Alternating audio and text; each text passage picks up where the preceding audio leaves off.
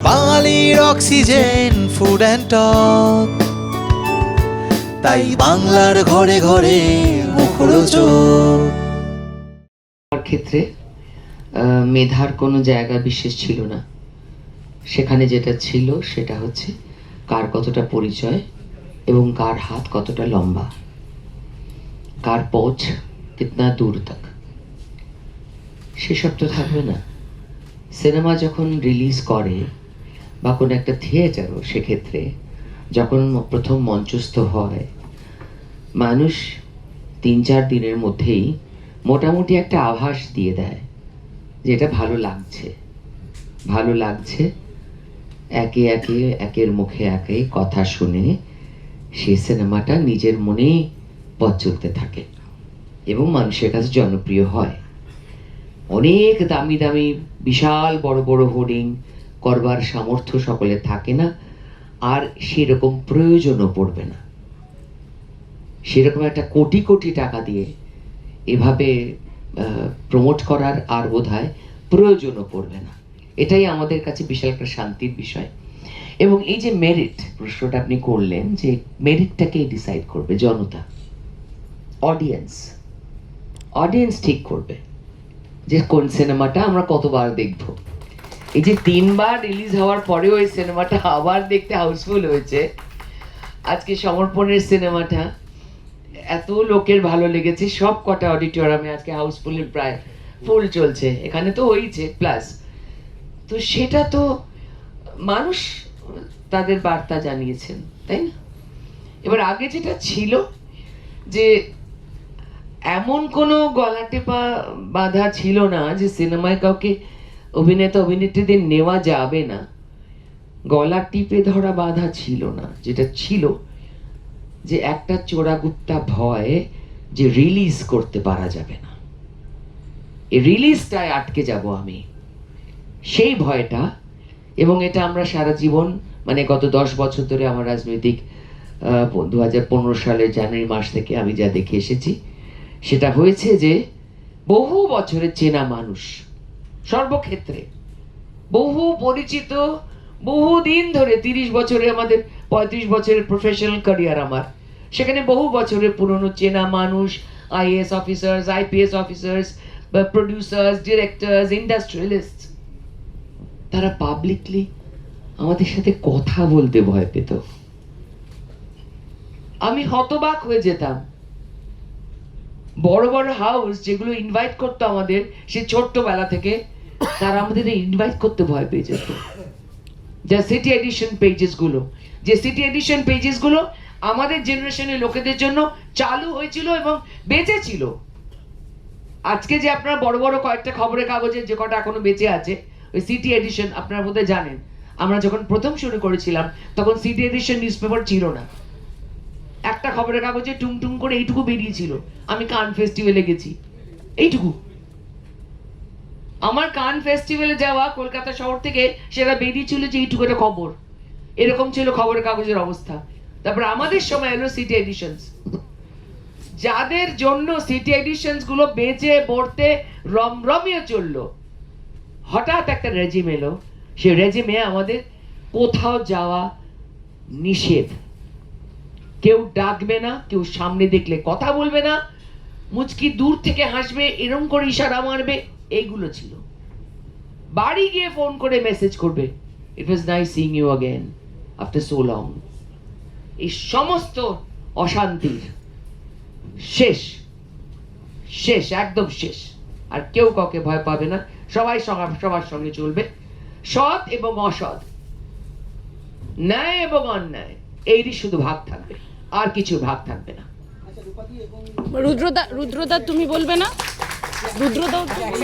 আচ্ছা রুদ্রদাও এই প্রশ্নের ভেঙে পড়েছে সিনেমা জগতে।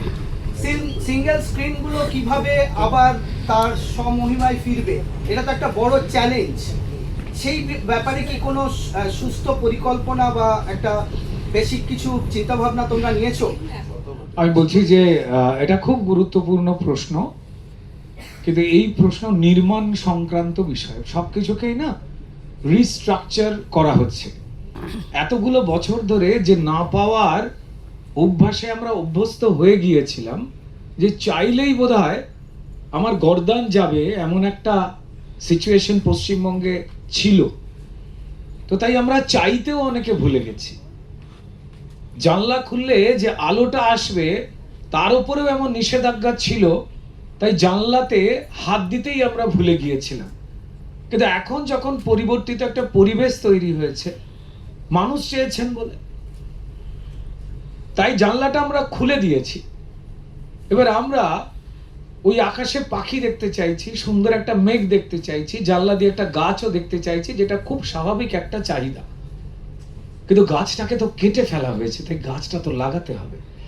ওই পাখিটার ঘরটা তো ভেঙে দেওয়া হয়েছে, আবার যত্ন করে তো সেই পাখির নিড়টা তৈরি করতে হবে। ইট উইল টেক টাইম, এবং সেটা মানুষ জানেন। আমাদের সেই কাজটাই এখন চলছে, এইটুকু বলতে পারি। আর রূপাদির কথা যুক্ত করেই বলি যে আপনাদের মধ্যে অনেকেই আছেন, I am very sorry to say, আপনাদের কাছে এডিটোরিয়াল জায়গায় ধুমকি অবধি পৌঁছে যেত যে কাদের কাদের মুখ ছাপানো যাবে না, কার কার ইন্টারভিউ নেওয়া যাবে না। এই যন্ত্রণায় তো আপনারাও ছিলেন। গুণকে বা যারা যোগ্য, সেই যোগ্যদের তুলে ধরতে তো আপনারাও চেয়েছেন, কিন্তু আপনারাও তো পারেননি। আপনাদের মতো নির্ভীক সাংবাদিকদেরও, তাদেরকেও তো বয়কট করবার নিদান এসেছিল যে সত্য খবর দেখানোর কাজে এরা রয়েছেন। এত সত্যকে পছন্দ করা যাবে না যে সত্য মানুষের পক্ষে শুভ। আপনি যে যন্ত্রণা পেয়েছেন, আমরা সবাই সেই যন্ত্রণা পেয়েছি, যে সময় গেছে। তো লেটস সেলিব্রেট, যেটা রূপাদি বললেন, যেটা আমরা সবাই বলছি, যেটা আপনারাও চান, যে স্বাধীনতাকে সম্মান জানিয়ে এই সেলিব্রেশনটা হোক। আবার বলছি যে কোনো টুকরে টুকরে পরিকল্পনা চলবে না। টুকরো টুকরো করা হয়েছে আমাদের ভাবনাগুলোকে, টুকরো টুকরো করা স্লোগান দেওয়া হয় আমার দেশের মাটিকে, টুকরো টুকরো করা স্লোগান দেয় আমাদের এক হয়ে একটা ভালো কিছু নির্মাণকে। No টুকরে টুকরে gang. মানুষকে আর টুকরো টুকরো করা যাবে না। আমরা যে ভাষারই মানুষ হই এই বাংলার মাটিতে, আমরা যে জীবিকারই মানুষ হই, যে খাদ্যাভ্যাসেরই মানুষ হই, আমাদের না টুকরো টুকরো করা যাবে না। সিনেমাও টুকরো টুকরো করার প্রবল চক্রান্ত হয়েছে। সত্যজিৎ, মৃণাল, ঋত্বিক, আমরা গর্বের সঙ্গে যাদের কথা বলি, যে অশুভ শক্তিটা আপনার আমার সবার জীবনকে বিষাক্ত করেছে।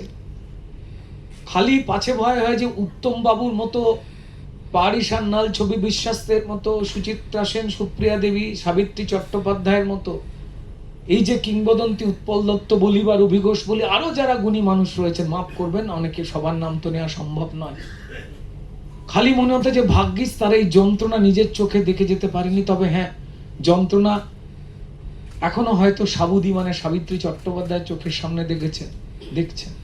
সৌমিত্র জেঠু দেখে গেছেন। যারা দেখতে পাননি তাদের চোখ বোধহয় কিছুটা একটু আরাম নিয়ে গেছে। আমরা আর যাতে না কেউ, দর্শকেরা, আমরা, ক্যামেরার পেছনে, ক্যামেরার সামনে যারা গুণী টেকনিশিয়ান, গুণী শিল্পী, গুণী পরিচালক, গুণী প্রযোজক, তাদের নিজের মতো করে ভাবনাটাই বন্ধ করে দেওয়া হয়েছিল। শুধুমাত্র সিনেমার জগৎ নয়, এখানে শিলাজিৎদার মতো এত বড় একজন গুণী মানুষ বসে রয়েছেন। গানের জগৎ, সিনেমা তো সবকটা মিলিয়ে একটা বড় মাধ্যম। সেখানে গান কারা গাইবেন, গান কারা লিখবেন, কোন মঞ্চে দাঁড়িয়ে পুরস্কৃত হবেন, সরকারি বা দরকারি কোনটা কিভাবে কিছু লোক ঠিক করে দিত। নিঃশ্বাস তুমি নেবে কিনা, নিলে এক নাক দিয়ে নেবে কিনা, বা এক সপ্তাহ তোমার নিঃশ্বাসের ছুটি কিনা, একটা বাতাবরণ তৈরি করতো, সেটা চলে গেছে। ফলত এই যে অচলায়তন যে বানানো হয়েছিল, তার উপরে যে স্তূপাকৃতির যে ধুলো ময়লা, সেটাকে একটু সরাবার সময় দিন। তারপর চলুন ওই উঠোনে বসে সবাই মিলে একসঙ্গে গান গাইবো, যেরকম পাখিরা গায়। মঙ্গলজনক হবে, এটা বলতে